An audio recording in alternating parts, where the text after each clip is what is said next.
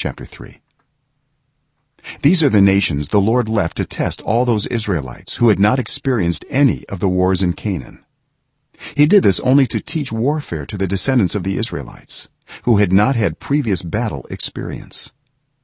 The 5 rulers of the Philistines, all the Canaanites, the Sidonians, and the Hivites living in the Lebanon mountains from Mount Baal Hermon to Lebo Hamath. They were left to test the Israelites to see whether they would obey the Lord's commands which he had given their ancestors through Moses. The Israelites lived among the Canaanites, Hittites, Amorites, Perizzites, Hivites, and Jebusites.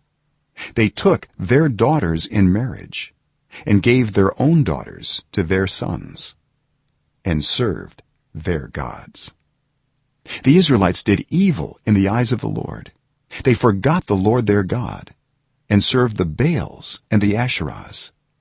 The anger of the Lord burned against Israel, so that he sold them into the hands of Cushan-Rishathaim, king of Aram-Naharaim, to whom the Israelites were subject for 8 years. But when they cried out to the Lord, he raised up for them a deliverer, Othniel, son of Kenaz, Caleb's younger brother, who saved them. The Spirit of the Lord came on him, so that he became Israel's judge and went to war.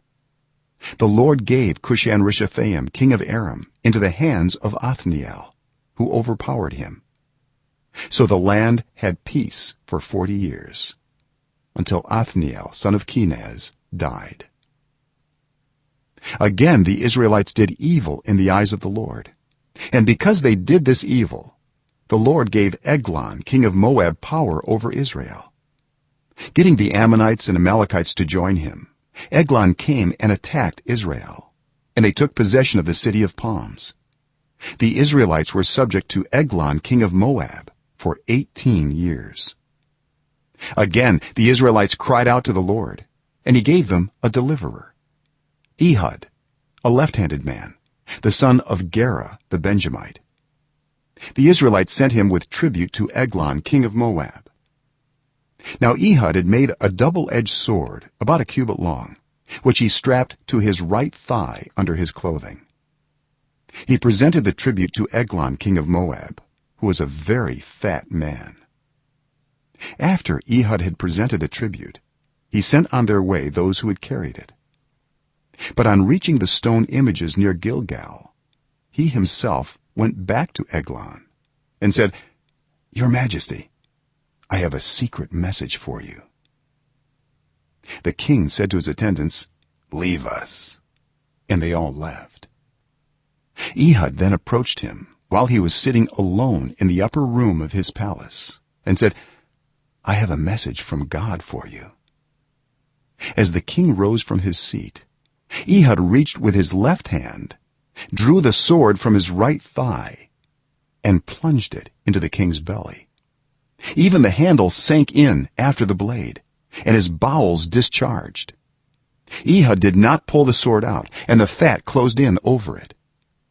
Then Ehud went out to the porch. He shut the doors of the upper room behind him and locked them. After he had gone, the servants came and found the doors of the upper room locked. They said, "He must be relieving himself in the inner room of the palace." They waited to the point of embarrassment. But when he did not open the doors of the room, they took a key and unlocked them. There they saw their lord fallen to the floor, dead. While they waited, Ehud got away. He passed by the stone images and escaped to Seirah. When he arrived there, he blew a trumpet in the hill country of Ephraim, and the Israelites went down with him from the hills, with him leading them. "Follow me," he ordered, "for the Lord has given Moab, your enemy, into your hands." So they followed him down and took possession of the fords of the Jordan that led to Moab. They allowed no one to cross over. At that time they struck down about 10,000 Moabites, all vigorous and strong. Not one escaped. That day Moab was made subject to Israel, and the land had peace for 80 years. After Ehud came Shamgar, son of Anath, who struck down 600 Philistines with an ox goad. He too saved Israel.